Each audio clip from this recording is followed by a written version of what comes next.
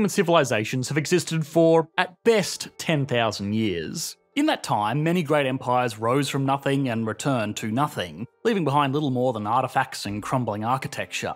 While it's hard for historians to definitively say what caused any of these particular collapses, the determining factors tend to fall into four broad categories: political issues, social and cultural issues, environmental issues, and of course the one that we're specifically interested in, economic issues.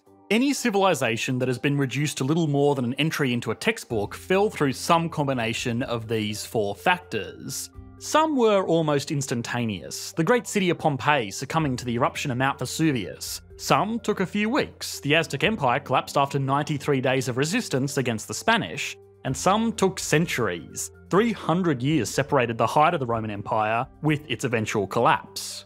Our modern civilization is the greatest ever known, hundreds of thousands of times wealthier and more advanced than even the most massive empires of history could have imagined. But they all sort of had one thing in common: they all showed a significant decline around the year 2040. Of course, it's impossible to address all of the thousands of potential outcomes that were modelled, but the researchers really focused on a few that fell well within the standard deviation of all of these potential outcomes.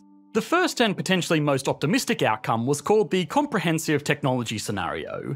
This was a model where we continue to live like we currently do today, but technology progressed fast enough to ensure that our productive capacity was able to keep up with the new people that needed to be fed and housed and clothed.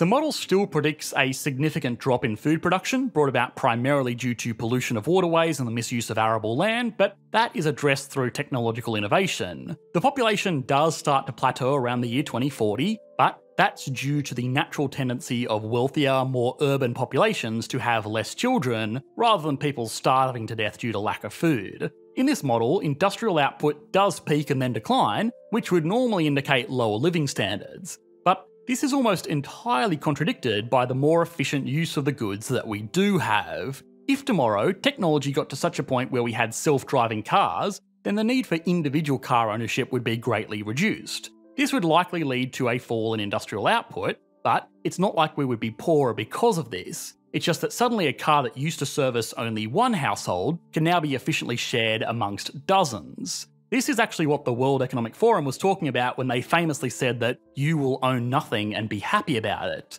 They either just really don't understand how to communicate with the general public, or they secretly enjoy making people angry. The more efficient use of resources would also reduce pollution and ensure that raw materials are never reduced to nothing. This wouldn't be a totally terrible outcome, and yeah, we might not continue to see the same exponential growth in living standards that we have seen over the past 100 years or so, but it also wouldn't be a societal collapse either. If you don't feel comfortable relying on some new wave of technological innovation to save us all, then the researchers who published this report have an alternative. The so-called stabilised world scenario